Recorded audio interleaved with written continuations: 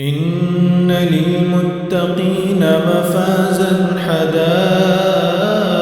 وأعنابا وكواعب أترابا وكأسا دهاقا لا يسمعون فيها لغوا ولا كذابا جزاء من ربك عطاء حسابا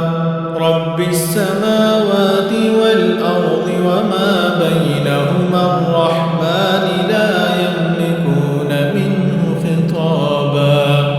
يوم يقوم الروح والملائكة